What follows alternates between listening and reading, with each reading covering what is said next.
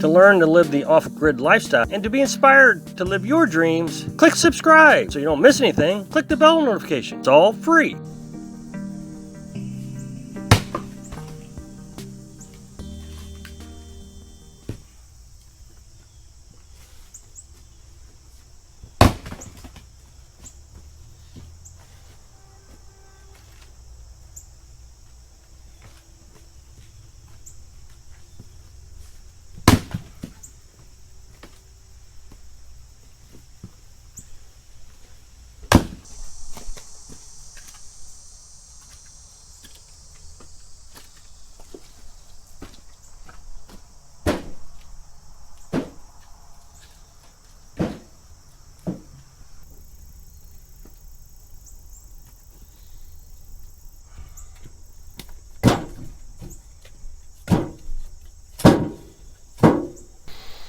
So today is the day after the first day of fall, and boy, was the temperatures a good representation of that today. It was 46 degrees when I woke up this morning. I don't know what it was in the house. I wish I would have checked, but I didn't. So I almost thought about starting the wood stove. That might be one of the downsides. I'm sure somebody's gonna have some sort of solution that requires electricity or propane or something. Is that transition from summer to winter. When do you start the wood stove? I was cold, but didn't want to start the wood stove because it hadn't been too hot, and it would have taken forever for it to die down. But it's just a beautiful day, and it's just a good day to get out and do some work. And today, what we're trying to do is finish up splitting all our firewood. We're not going to get it finished today, but we have just a little bit left here. We got some what we think is dried oak sitting here. The moisture tester doesn't represent that, but it's so light and hollow, easy to split. So once we split it, it seems like it dries out really quick. So it must be that the rain got on it or something. And then we got all the sycamore down here. Now sycamore is going to be great to start the fall with. We already got a bunch of sycamore in the house and on the porch. We want to get this split up because this will dry almost instantly. Again, I think this is dry, and it's a lot easier to split when it's dry, a lot easier. Sycamore is the worst to split. So we'll have plenty of firewood to get us started through October and November, and then by the time December rolls around, we'll have this oak that I'm sure that we can use, and then after that we can start into our normal wood pile. But our normal wood pile is starting to fill up, so Carolyn's over here cleaning up another spot, getting it closer to the house. The wood is starting to overtake the beauty of the place. I don't want to get her in the picture, but she's over here stacking right next in between two trees, and she's doing a different form of stacking now. She's doing this layered thing, and she seems to like that a lot. It definitely gives you a stable platform to work on, and it gives it a lot of airflow, helps dry it out. So I think she found that on the internet somewhere. And it's in between these two trees. And then she's got another spot over here by her fire pit where she cooks that she wants to stack this up. We got that's from the trailer frame from when we took the house apart here. Now all this stuff she's been using here for her cooking stove, but we could use that if we had to for firewood. It's in small pieces. If we just needed a quick little fall temperature warm up, that would work well. Try to get out here every day and do some activity every day. I try to do something. A lifestyle in itself makes you come out and do something every day. You know, get the chickens fed and watered. I got to fill the IBC tank every day. I'm walking up and down this hill 2 or 3 times a day. Solar panels are down here. The batteries, everything's down here. The house is up here. And so at least you're getting exercise. I try to do at least a half hour of work every day, no matter what's going on, whether we go shopping, because a half hour is getting your heart rate up a little bit, they say is good for you.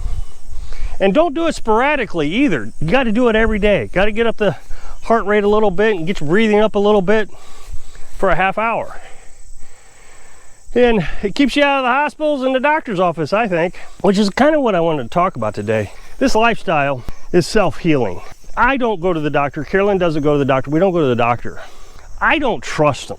People I know who have been really, really sick spend hundreds of thousands of dollars for treatments and they die anyways. So the doctor made a fortune, didn't do what you would hope that they would have done.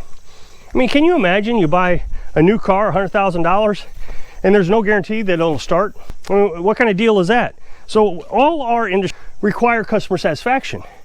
Customer satisfaction means that the expected outcome occurred. I bought a car, I started it up, and it drove.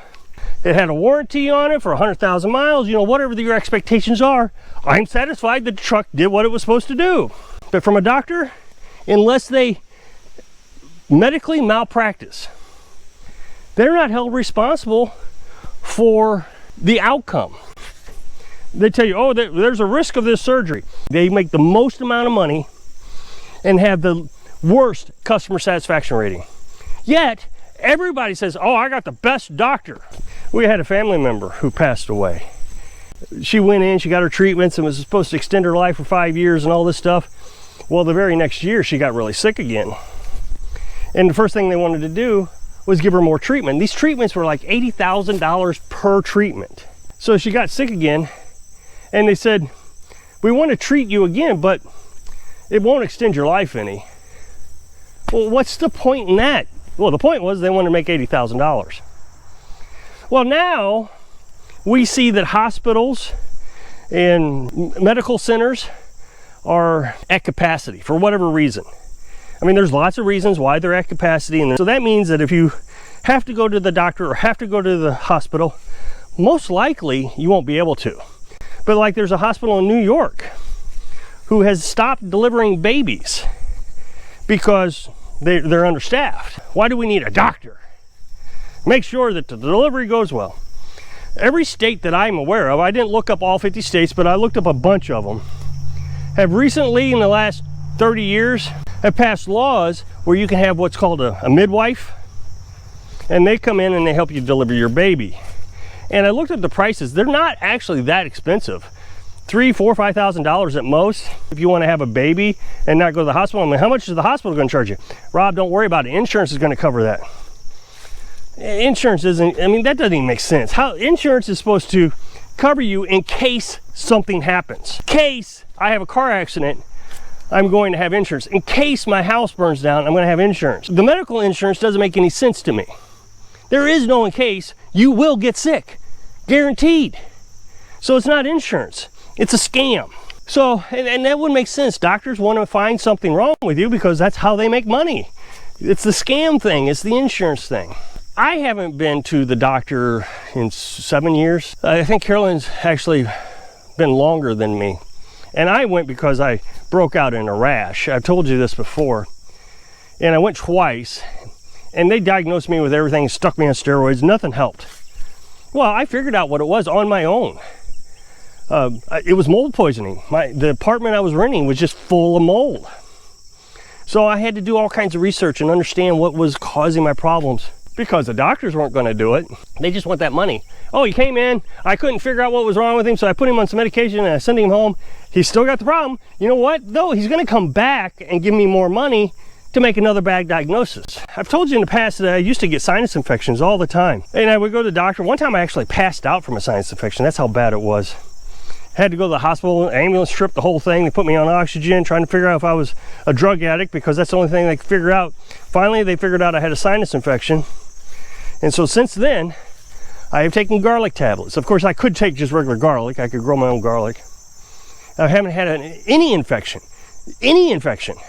Throat infection, ear infections, nothing since I started taking garlic. I feel almost invincible now when it comes to infections. That's not medical advice, that's just my experience. So in my opinion, the best thing to do is, if you have an illness, become an expert in that illness, whatever it is. Understand what is causing your problem. Carolyn's got a bad back, really bad back. Doing dishes hurts her back. Carrying chicken food hurts her back, but stacking firewood doesn't. Why? Why? That makes no sense. What we figured out is when she extends her arms out, you know, to do dishes or to carry the chicken food down, it's putting extra weight on her back. But if she can keep all that weight close to her, if she sits down to do dishes, no problems. So she has become an expert on her back pain and figures out how to manage it without medication. I've had allergies all this year. I mean, it was just, they were terrible. And I refused to go to the doctor, but man, I couldn't even hardly focus on looking up what the problem was, what's causing it, what can I do to take care of myself. So Carolyn got involved, she helped me out. And together we figured it out. And as I was getting better, then I was able to research it more. Oh yeah, that does feel like the symptom, which was easier than Carolyn trying to say, well, does your symptoms match this? And it's like, no. Now I haven't had an allergy since I figured out what I need to do to take care of it. I can feel a sneeze coming on. Oh, I need to, take some peppermint tea. And I drink plenty of water every day. I mean, tons of water. That's the only thing we drink, really. Occasionally we'll have a soda, but water. When I was growing up, when people say, oh, you're dehydrated, they would take salt tablets. Well, we all know you're not supposed to drink ocean water. Why aren't you supposed to drink ocean water? It has salt in it. Salt dehydrates you. Salt will kill you. It clogs up your blood. Your blood has no water in it because the salt took it all out. So when you drink water and reduce your salt, now your blood can flow very fine, very easily. So this is just another aspect of living off grid. Is the grid could be considered the doctor. I hope I can inspire you to live healthy so you can live your dream. Thanks for watching.